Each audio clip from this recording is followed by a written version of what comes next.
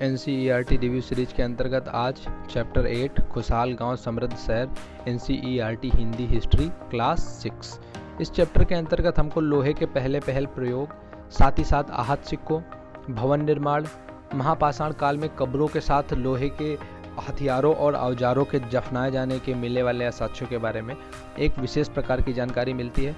यहाँ से हम इस चैप्टर को स्टार्ट करते हैं। लोहे के औजार और खेती। लोहे का प्रयोग आज एक आम बात हो गई है, किंतु लोहे की चीज़ें जब पहले हमारे महाद्वीप में स्टार्ट हुई तो वो समय था आज से लगभग 3000 साल पहले। महापाषाण कब्रों में लोहे के औजार और हथियार बड़ी संख्या में मिले हैं। इसके बारे में हम अध्याय चैप्टर 4 में पढ़ भी चुके हैं और वो वीडियो प्लेलिस्ट में अवेलेबल भी है। करीब 2500 वर्ष पहले लोहे के औजारों के बढ़ते उपयोग के प्रमाण मिलते हैं।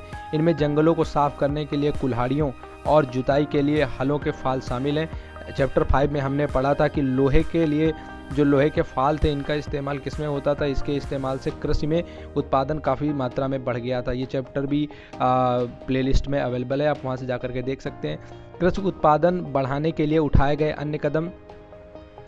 सिंचाई। समृद्ध गांवों के बिना राजाओं और उनके राज्यों का बने रहना मुश्किल था। ऐसे में जिस तरह कृषि के विकास में नए औजार तथा रोपाई के महत्वपूर्ण कदमों से इस पर प्रभाव पड़ा, उसी तरह सिंचाई भी काफ़ी उपयोगी साबित हुई। इस समय सिंचाई के लिए नहरें, कुएं, तालाब तथा कृत्रिम जलाशय बनाए गए। तो सिंचाई के लिए एक व्यापक इंतजाम किया गया क्योंकि वह जरूरी था राज्य के राजस्व को बढ़ाने के लिए। इस चार्ट के माध्यम से हमें आए हुए परिवर्तन को दिखाया गया और यहाँ पर भरने के लिए भी कुछ कहा गया है, तो वो एक्टिविटी हमें नहीं करनी है।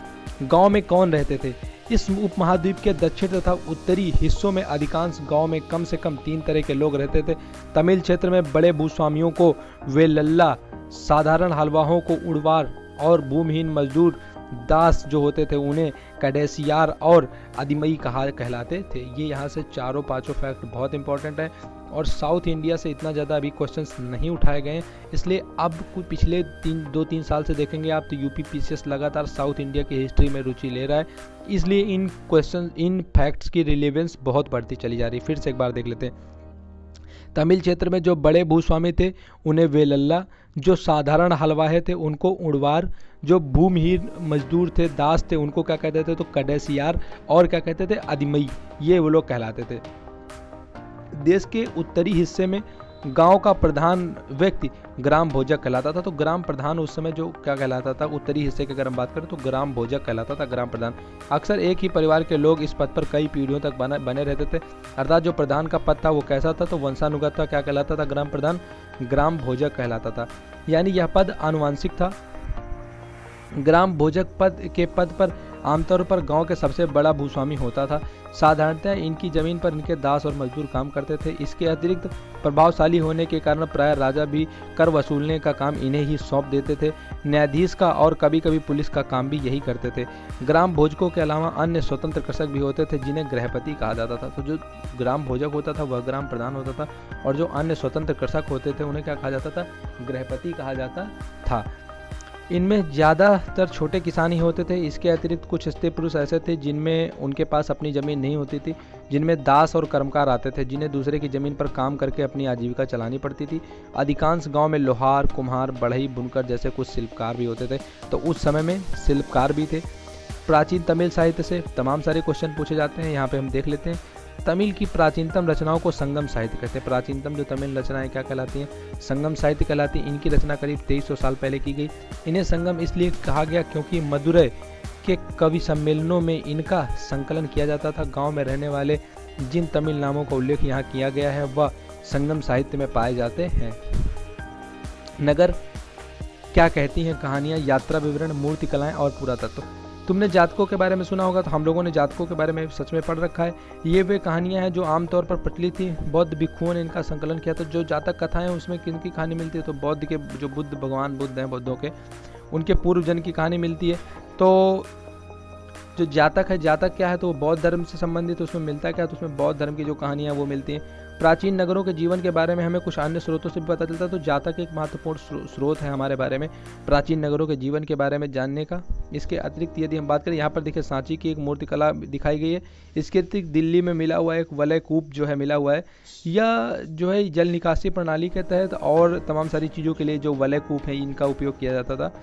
और इस तरफ यदि हम देखें जो यहाँ पर राइट साइड में दिखाया गया है तो इसमें एक हमें नमूना दिखाया गया है, ऊपर से थोड़ा देख लेते हैं। सांची की मूर्ति कला, या मध्य प्रदेश में स्थित सांची के स्तूप की मूर्ति कला का नमूना। तो जो सांची का स्तूप है वहाँ की ये मूर्ति कला की एक नमूना यहाँ पर हमें दिखाई गया है। चैप्टर 5 में हमने महाजनपदों की राजधानियों के बारे में भी पढ़ लिया। चैप्टर 5 इंपॉर्टेंट है, अगर आप चाहें तो एक बार जरूर देख लें। तो इसमें हमने पढ़ा था कि नगर जो होते थे कैसे होते थे, परकोटे से, जो परकोटे होते थे उससे घिरे हुए होते थे।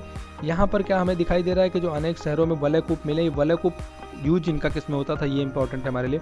वलयकूप गुसलखाने, नाली या कूड़ेदान के लिए प्रयुक्त होते थे। प्रायः वलयकूप लोगों के कहाँ पर होते थे, तो घरों में होते थे। महलों, बाजारों या आम घरों में इनके अवशेष बहुत कम मिलते हैं। संभवतः लकड़ी, मिट्टी व कच्ची ईंटों या छप्पर से बने होते थे, इसी कारण ये ज़्यादा समय तक नहीं टिक पाए और इसके बारे में आजकल हमें ज़्यादा कुछ जानने के लिए नहीं मिलता है।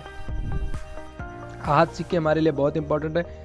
आहत सिक्के सामान्यतः आयताकार और कभी कभी वर्गाकार या गोल होते थे। ये या तो धातु की चादर को काट करके या धातु के चपटे गोलिकाओं से बनाए जाते थे। इन सिक्कों पर कुछ लिखा हुआ नहीं था, बल्कि इन पर कुछ चिन्ह ठप्पे से बनाए जाते थे, इसीलिए ये आहत सिक्के कहलाते थे।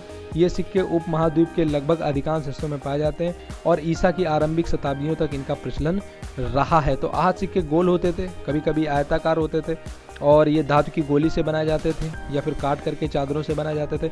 इसके बारे में हमें देखने को मिलता है, हमें जानने को मिलता है।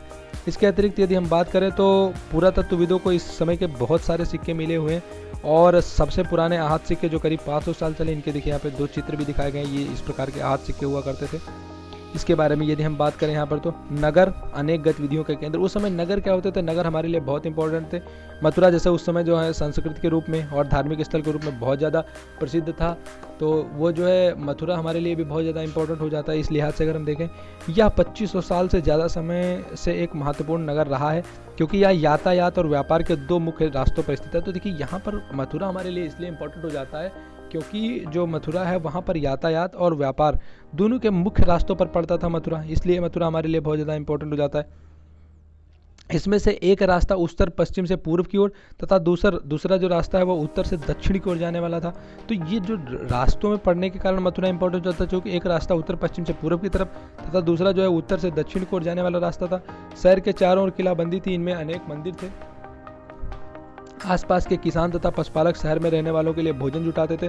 मथुरा बेहतरीन मूर्तियां बनाने का केंद्र था। तो मथुरा उस समय क्या था, बेहतरीन मूर्तियां जो थी वहाँ मथुरा में बनाई जाती थी, तो मूर्तियों का एक तरीके से हम कहें तो केंद्र था। लगभग 2000 साल पहले मथुरा जो है किसकी राजधानी बना, कुषाणों की राजधानी बना। तो मथुरा किसकी राजधानी था, कुषाणों की राजधानी था। लगभग 2000 साल पहले मूर्तियों के लिए प्रसिद्ध था।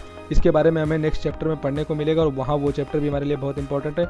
यहाँ बौद्ध विहार और जैन मंदिर है। यह कृष्ण भक्ति का एक महत्वपूर्ण केंद्र भी था। मथुरा एक धार्मिक केंद्र भी रहा है। तो मथुरा में मूर्तियाँ धार्मिक केंद्र रहा, कुषाणों की राजधानी रहा, बौद्ध विहार में मिले। इस तरीके से मथुरा काफ़ी सारी चीज़ों के लिए हमारे लिए इंपॉर्टेंट हो जाता है। अब अगर हम बात करें शिल्प तथा शिल्पकारों के बारे में, तो जैसा कि हमने देखा है कि तो उसमें मथुरा हमारे लिए काफ़ी इंपॉर्टेंट रहा है, तो इसलिए इस लिहाज से भी हमारे लिए ये इंपॉर्टेंट है। दूसरी यदि हम मथुरा के बारे में देखें तो इनके उत्पादन से पता चलता है कि उत्तर में वाराणसी और दक्षिण में मदुरै कपड़ों के उत्पादन के प्रमुख केंद्र थे। तो यदि हम कपड़ों के उत्पादन की बात करें तो कौन कौन हमारे लिए इंपॉर्टेंट है, उत्तर में हमारे लिए वाराणसी इंपॉर्टेंट है और दक्षिण में कौन इंपॉर्टेंट है, तो हमारे लिए मदुरै इंपॉर्टेंट हो जाता है, क्योंकि यह मदुरै जो है बहुत प्रसिद्ध केंद्र था उस समय में।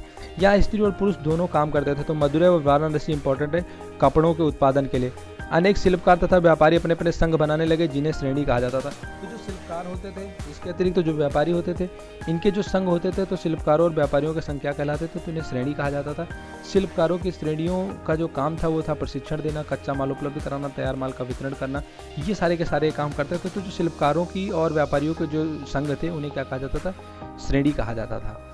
इसके अतिरिक्त हम बात करें तो अरिकामेडु की हम बात करें तो ये पांडिचेरी में पड़ता है इस समय में, और इसी समय में रोम भी इससे कोरिलेट होता है। लगभग 2200 से 1900 साल पहले जो है क्या था, अरिकामेडु जो था ये भी एक पत्तन था, और जो दूर दूर से आए हुए जहाज होते थे यहाँ पर आने इनका क्या होता था, यहाँ पर इसका माल उतारा जाता था। यहाँ भूमध्य सागरीय क्षेत्रों में एम्फोरा जैसे पात्र मिले हैं, जिनमें शराब या तैली जैसे पदार्थ रखे जाते थे।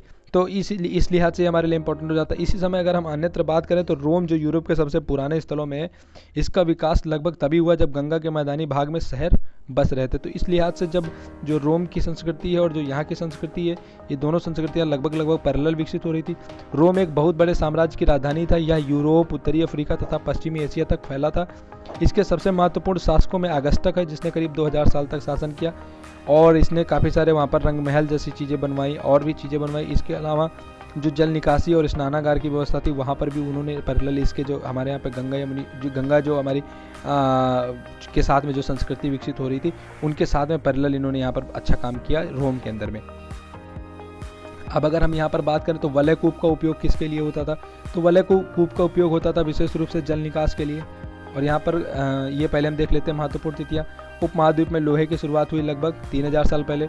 लोहे के प्रयोग में बढ़ोतरी, नगर, आहत सिक्के, ये करीब कब आए? तो करीब ये 2500 साल पहले। संगम साहित्य की रचना की शुरुआत कब हुई? तो करीब 2300 साल पहले।